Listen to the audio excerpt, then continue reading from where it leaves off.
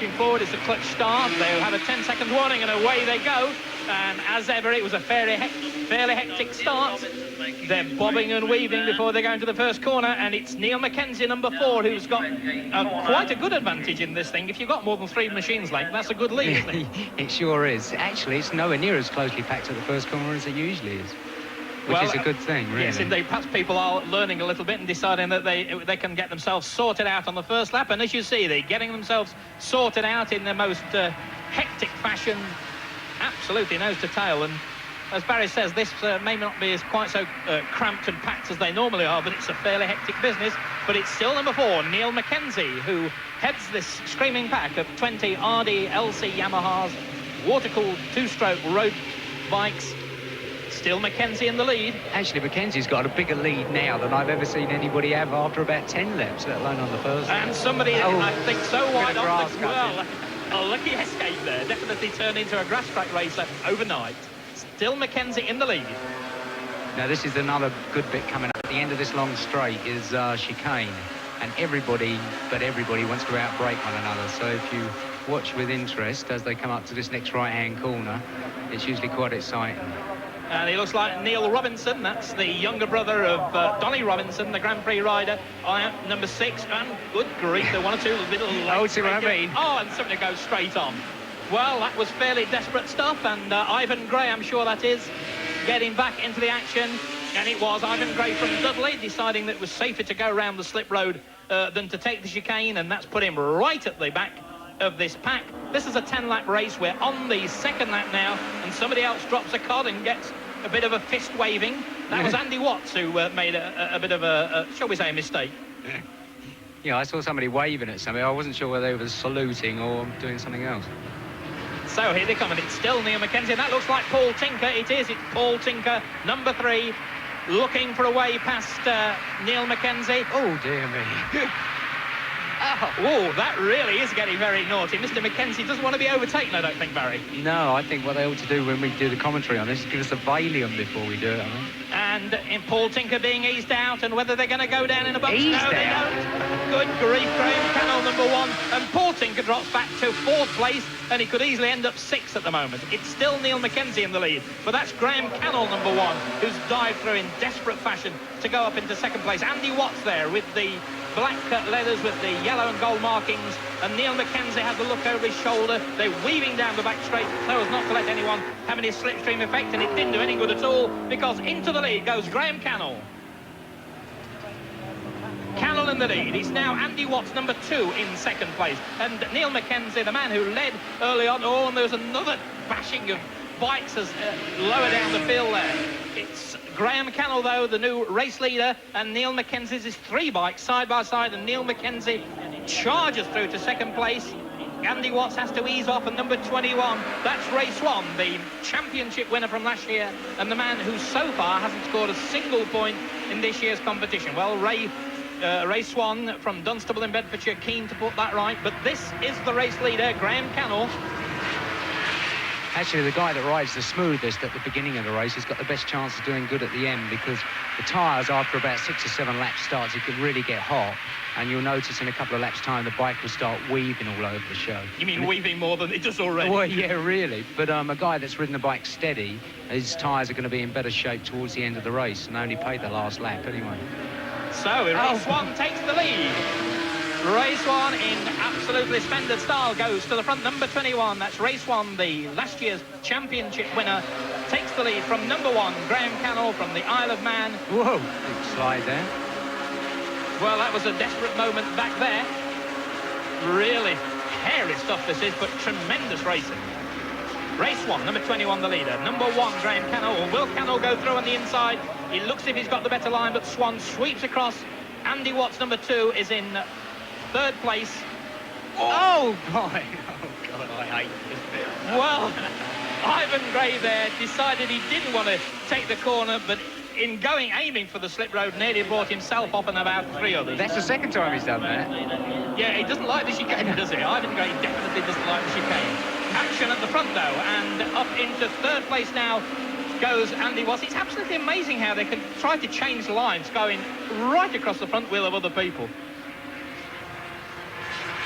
In picture, it's number 2, Andy Watts. He's in 3rd place. Number 4, Neil Mackenzie, one-time leaders, back in 4th place. And this 18, Kenny Irons from Luton. He's moving up through the field, but out in front, it's Race 1. Here we got number 21. Behind him, number 1, Graham Cannell. And Race 1 really is beginning to put on the pressure. This is a colossal lead by Pro-Am standards. Number 4, that's Neil Mackenzie. Number 2 was Andy Watts. Number 12 there, towards the tail end of the field, that's Kevin Mitchell. But it really is a desperate battle for the lower leaderboard places. There's points and money at stake here. And for these lads, all of them under 24 years of age, the money is the importantest points, I think.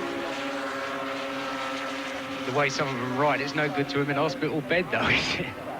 Absolutely amazing. And Paul Tinker in the middle of there, and that's the last place I'd want to be. Oh, dear. Oh, I don't believe it. And that was Andy Watts, who found himself in the gutter there. He didn't want to be, but out in front still. It's number 21, Race 1. Behind him, it's number 1, Graham Cannell, and Graham Cannell has dived through into the lead. No, he's not, because Swanee goes across, closes the door, and leaves no room at all on the faster line. That's your line round Rodgate, isn't it, Barry? Round a bit wider going in. Well, a little bit wider going in, because it gives you a bit more room to run out of road on the way out. But that guy that was leading was using the berm on the outside of the track as well. And that is Paul Tinker, number 3, the man who has managed to pull his way clear of that desperate little dice behind. 6 laps to go in this race, 4 laps gone. And as we've said so many times, these are absolutely identical motorcycles, road-going 350s, and really, as we've seen throughout these races... It's getting to hot tyre time now. You can see the bike starting to wriggle around a bit more. Well, we shall see whether Barry's right, whether the people who take it a little bit cool, a little bit more carefully early on, the smoother riders, not heating the tyres up, not putting too much pressure on, whether they'll get some advantage. And a fastest lap at the moment, around 1 minute 22nd. 1 minute 27, that's not too bad a time on a production bike. No, it's a very good time, and actually, on a road bike. And Ken Irons has now caught up Race 1. Race 1 in the lead. Actually, I've never seen... 6th lap now. I've never seen a Pro-Am race where the leaders have dropped the second pack so much. No, usually the whole lot are within sort of 2 seconds covers the whole field, doesn't it? It really does look as though it's a 3-man dice at the moment, unless somebody can detach themselves from that gap there, the pack there at the back. I think what's happening in the second pack, they're all fighting with one another so much, they're forgetting about the leaders, and they're wasting too much time. Well, it's halfway distance through the race, less than halfway stage. Race 1 still holds off, holds the lead. Graham Cannell from the Isle of Man, the championship leader. Swanee, so far, without a single point in this competition. Number 1 there, Graham Cannell, the man who leads the championship with 23. And in 3rd place is Neil Mackenzie. I'm sorry, in fact, it's Ken Irons in 3rd place, my apologies. And Ken Irons, of course, hasn't done too well in the point stakes so far.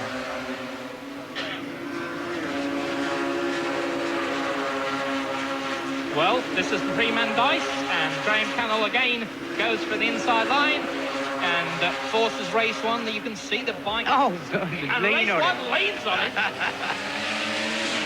Nothing like an elbow in your ribs. Well, Mr. Swan proving the point. He didn't want to be overtaken at that particular point. And there they are, still side by side. And Ken Irons waves at his pit crew. I don't know whether he's enjoying this or deciding he really wants to be out of it. Ken Irons goes through into 2nd place. Maybe that signal to the rest to his pit crew was that he can pass them whenever he wants to. And it really does look as though he's got the legs of them. No, he's not. Race 1 back in the lead, number 21. It's number 18, Ken Irons in 2nd place. And number 1, Graham Cannell from the Isle of Man in the 3rd spot. Well, they certainly have pulled out a lead from the second pack, haven't they? Well, they've absolutely destroyed the opposition, haven't they? Really have. And Ken Irons looking for a way past, and so too is Graham Cannell.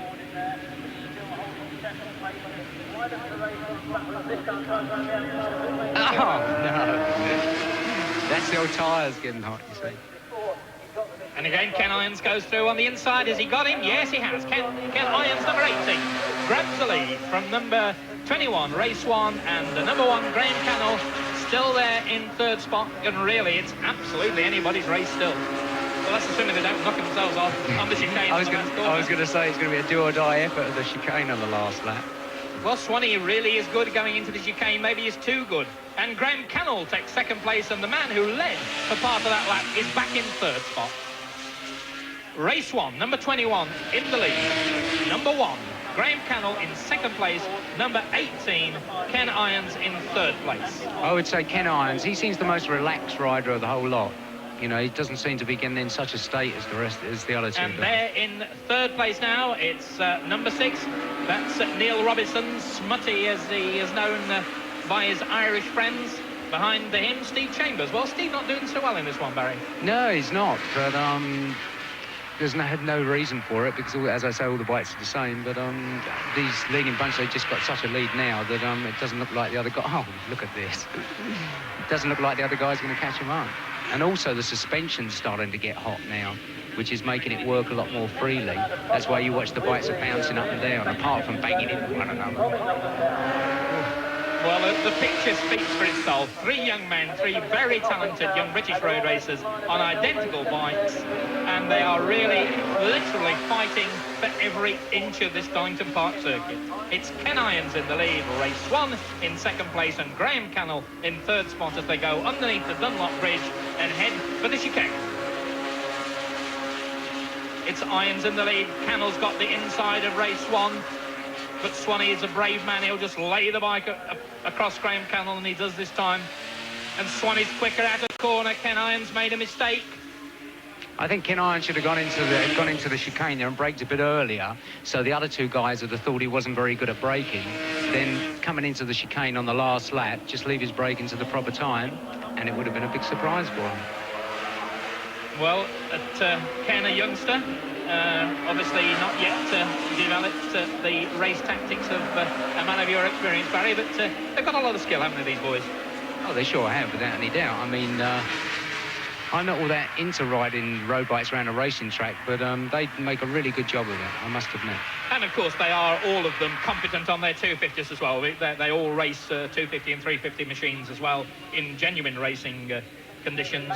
And the news from the pits is that Kim Barker has pulled out of the race, so Kim Barker out of the race, and so too is Kenny Shepherd, in case any of their fans... Whoa! Oh, and race 1 nearly retired before our very eyes. Well, another lucky moment. Oh, good grief! Retired, you see? Yes. The tyres, I keep saying the tyres, but they really pay out. And again, see, hot tyres. Well, Swanee will have to decide now whether he wants to settle for a safe third or whether... A safe third or a big heap of rubbish. So it's a 2-man dice going into the chicane again. Cannell on the inside and Kenny Irons swoops round the outside, gets into a big wobble.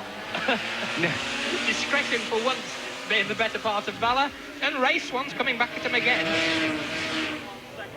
This is the last lap of this 10-lap race. Graham Cannell then out in front, side by side is race 1 and Ken Irons, and really there's no more chances left after this one. Cannell in the lead, Ken Irons in second place, race 1 is third. Behind them a long way back is Steve Chambers, Neil Robinson is 5th, and Matt Oxley, the road tester for Motorcycle Weekly turned road racer, he's in 6th place. Well, that's not a bad ride for Matt. This, though, is the man who leads this race. He's got just over half a lap to go. Graham Cannell from the Isle of Man, the championship leader with 23 points. And it's race 1, and Ken Irons in race 1 dives through into the second place. Cannell's got it sewn up with that amount of lead on the last lap. Although you never know, the old kamikaze job at the hairpin, you never know. Well, we shall see. They've got the back straight to have a go at him, and Ken Irons really has got the bit between his teeth, sliding that RD's chin on the tank. He's chasing Graham Cannell down the back straight. He knows that the only place he can do it is at the chicane. He'll go into it at least 20 miles an hour quicker. No, it's impossible. With that amount of lead, he'd never do it. Nothing is impossible in Pro-Am racing. No, never, no way. And in fact, you're right, Barry. It's going to be a win for Graham Cannell, provided he stays on. All 3 do. Graham Cannell, the race winner. Ken Irons takes second place. Race 1 is in third place. That's Steve Chambers going through in fourth spot. Number 6, Neil Robinson. and the rest of the pack going through. But Graham Cannell, a tremendous victory, a good ride too from Ken Irons. He scored some points for the first time, and an excellent performance from the last year's, the reigning champion, race 1. But Cannell extends his lead out in the championship battle.